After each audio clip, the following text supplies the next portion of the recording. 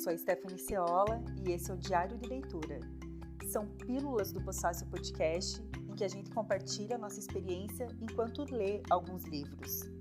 E para começar, eu vou falar sobre A Sociedade da Neve, de Pablo Vierce, com tradução de Bernardo Azenberg, publicado pela Companhia das Letras. Eu sou uma pessoa que volta e meia fica obcecada por algum assunto. Já rolou isso com a Guerra do Contestado, com a Coluna Prestes, com o Japão na Segunda Guerra Mundial. Com frequência rola também com alguma fofoca de gente famosa. Eu chamo isso de jornalismo investigativo. Nesse início de 2024, o assunto que me deixou obcecada foi a queda do avião do time de rugby Old Christians na Cordilheira dos Andes em 1972. Claro que essa história não era nova para mim. Eu fui uma criança que cresceu impactada por reportagens pesadíssimas exibidas no Fantástico, tipo a história da autópsia do ET. E eu também lembro de ter visto algo sobre essa história da queda desse avião que ia do Uruguai para o Chile e dos sobreviventes que precisaram comer carne humana para não morrer na cordilheira. Foi esse lance aí de comer carne humana que tinha mais me marcado até então. Bom, uns anos atrás eu fui para o Uruguai, de onde saiu aquele avião com destino ao Chile. Lá em Montevidéu tem um museu que guarda a memória dessa tragédia. Eu não lembro bem o motivo, se o museu estava fechado ou se eu fiquei com medo de ficar impactada demais com a história, mas eu decidi não entrar. Só que eu acabei caindo nesse assunto sim, mesmo sem planejar.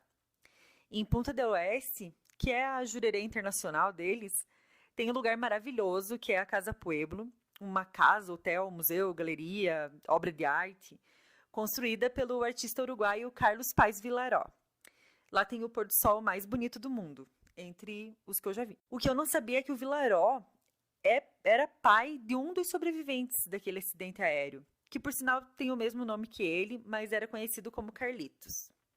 O Carlitos tinha só 18 anos na época que o avião caiu na cordilheira. Mesmo quando todas as forças de segurança decidiram encerrar as buscas por eles, já que se acreditava que era impossível que tivesse algum sobrevivente daquele acidente, o Vilaró e um grupo de outros pais decidiram pagar do próprio bolso para que novas buscas fossem feitas. E uma parte dessa história está contada lá na Casa Pueblo, tem recortes de jornais, cartas, fotos, enfim. Naquele momento da vida eu devia estar com alguma outra obsessão na cabeça e daí não deu tempo para focar nessa. Mas agora, no fim de 2023, a Netflix lançou o filme A Sociedade da Neve, uma adaptação do livro de mesmo nome, e daí vocês já podem imaginar o que aconteceu.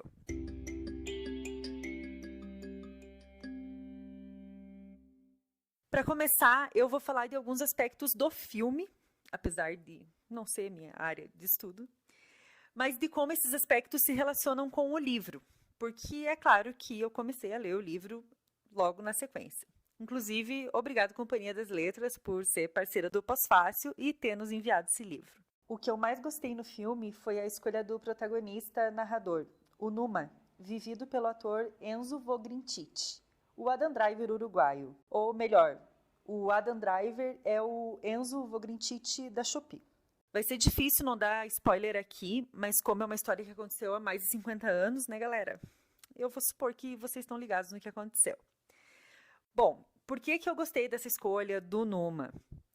Porque, em geral, histórias assim, de sobrevivência, são narradas e protagonizadas pelo herói, que é a pessoa que chega ao fim da jornada e aí pode contar como tudo aconteceu. Só que esse não é o caso do Numa. Ele sobreviveu, sim, à queda do avião e também à avalanche que atingiu os caras depois. Ele se doou muito aos amigos, ele fez tudo o que podia, ele resistiu a comer carne humana, que era a única maneira de sobreviver, mas também acabou tendo que fazer isso, principalmente quando eles souberam que não iam mais buscar por eles. Mas ele acabou morrendo na montanha. No final, só 16 sobreviveram. E o livro conta a história desses sobreviventes. O Numa aparece, sim, no livro. Ele está muito presente nos relatos das pessoas que sobreviveram e também nos trechos em que o próprio autor conta de uma maneira mais objetiva, né, como foi aquela tragédia. E demonstra muito que ele foi um cara muito solidário, muito colaborativo. É até doloroso ler sobre ele. Numa foi se transformando como nenhum outro. Daquela fortaleza física do começo, sobrou um moribundo esquelético, mas manteve suas qualidades até o fim. Definhando, continuava o mesmo sujeito estoico que era quando estava forte. Sempre senti que ele deu sua vida para precipitar a expedição final. Ele, que era tão inteligente, percebeu que se tornaria o motivo para que se realizasse a caminhada. Foi a sua maneira de derrotar a tragédia que estávamos vivendo. Não viver em função dela, mas sim definir os seus próprios objetivos e cumpri-los até o último suspiro. E no decorrer dos capítulos é muito interessante porque você percebe como 16 pessoas diferentes conseguem contar de maneiras diferentes a mesma história que foi vivida. Eles relembram como é que foram aqueles dias na montanha, como é que foi voltar para casa, que era algo que parecia um milagre. Logo no começo do livro, o que mais me pegou foi o conceito de sociedade da neve.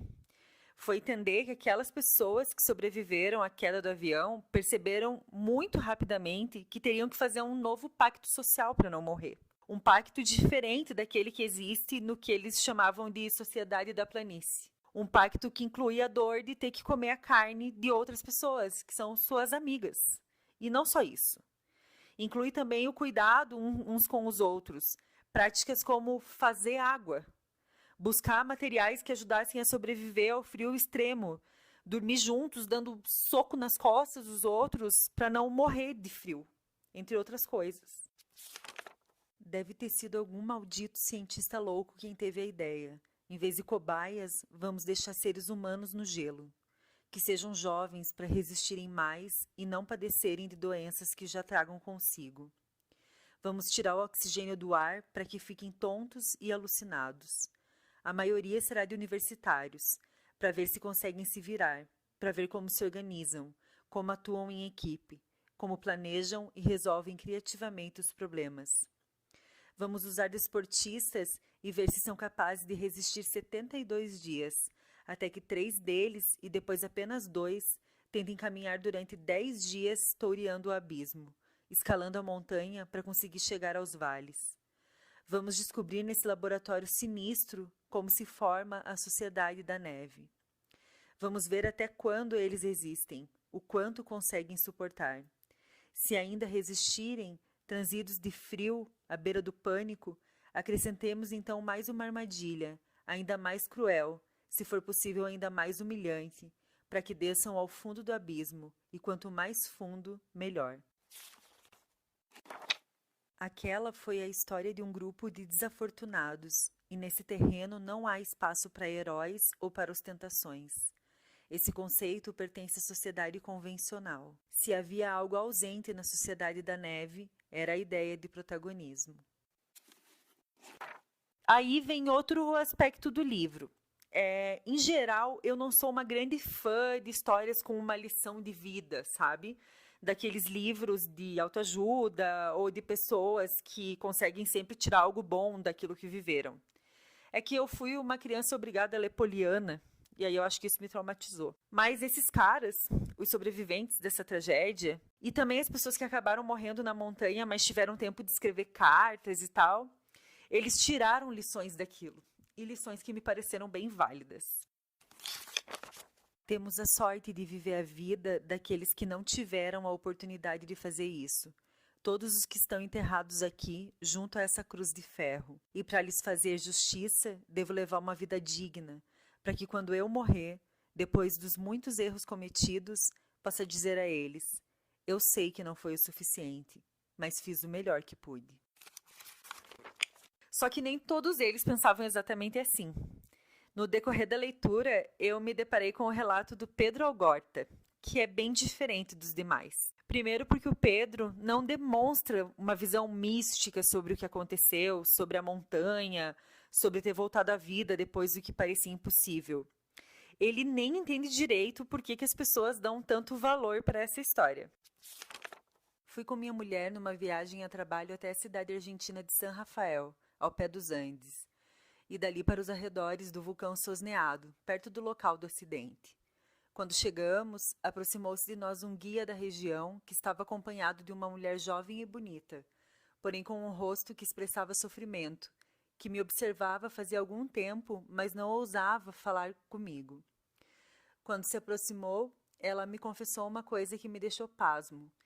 Disse que a nossa história tinha salvado sua vida, que o que vivemos a tinha ajudado a suportar os seus próprios infortúnios, a morte de uma filha, o suicídio do pai e uma série de outras desventuras. Queria me agradecer por isso, tocar minha mão para expressar que devia sua vida a nós.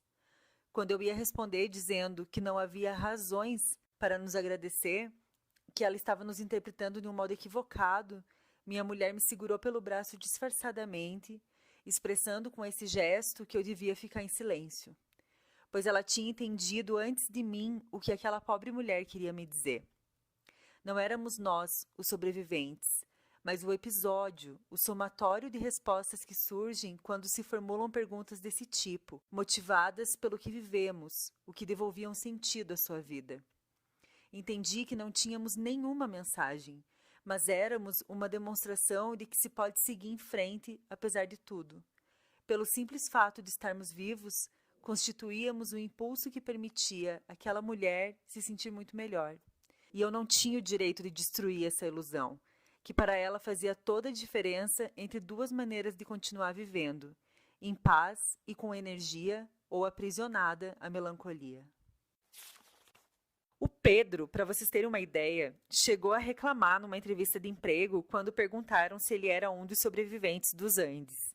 Ele disse que estava ali para falar do histórico profissional e não pessoal dele. A mulher dele achou que o cara não ia conseguir um emprego de jeito nenhum, mas ele acabou contratado.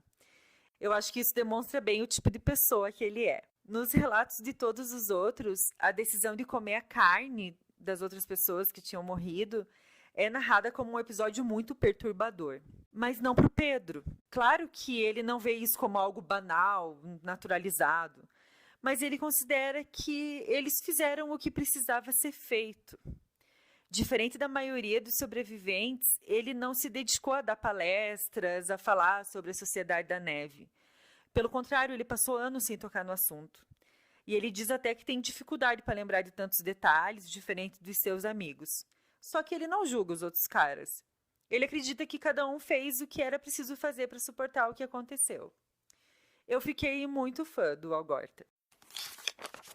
Na questão da alimentação, houve sim, no meu modo de ver, um processo de racionalização, indispensável para aplacar a culpa ou evitar a armadilha de agir conforme as expectativas dos outros. A ideia que concebemos na montanha, de que usar os corpos era um ato de amor, enquanto ao mesmo tempo fazíamos um pacto de entregar o nosso próprio corpo, isso eu disse e acreditei na hora.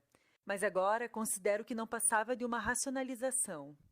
Não creio que ninguém tenha decidido comer ou não comer em virtude de um argumento tão racional. Era tudo mais básico e elementar. E naquela hora, ou você comia ou morria. Bom, como vocês devem ter percebido, o livro do Pablo Vierce intercala narrativas dos sobreviventes, e elas estão escritas em primeira pessoa, com o relato objetivo dos fatos que envolveram a queda do avião. O Pablo, aliás, foi colega de colégio de alguns dos jovens do time de rugby. E ele começou a escrever esse livro ainda em 73, logo depois da tragédia. Até por isso é tão rico em detalhes, né? Tem muita informação que estava a quente quando ele começou a escrever. Só que a obra só foi lançada em 2008. Assim que o livro chegou nas mãos do diretor Juan Antônio Bayona, ele sabia que queria adaptar essa história para o cinema. E na edição especial lançada pela Companhia das Letras nos 50 anos da tragédia, no prefácio tem uma carta do Bayona para o autor do livro falando sobre isso, sobre como ele queria contar essa história, inclusive sobre como ele achava importante que essa história fosse contada na língua em que ela foi vivida. Bom, para quem gosta de literatura, de cinema e de histórias reais, eu acredito que tanto o livro quanto o filme são imperdíveis.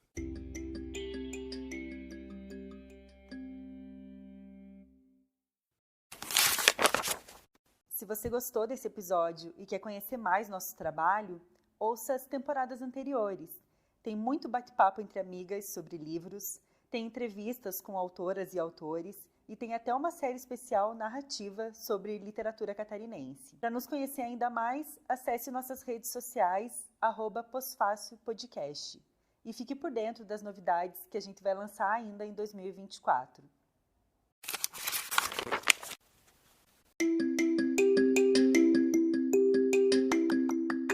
Diário de leitura do Pós-Fácil Podcast é uma realização do Pós-Fácil Hub de jornalismo em áudio.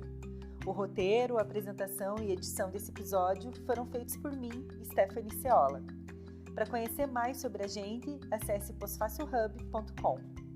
Considere apoiar o nosso trabalho. Acesse apoia.se/posfacilpodcast. Doando a partir de R$10 por mês, você apoia o jornalismo cultural, independente e feito por mulheres e ainda concorre a combos de livros todos os meses.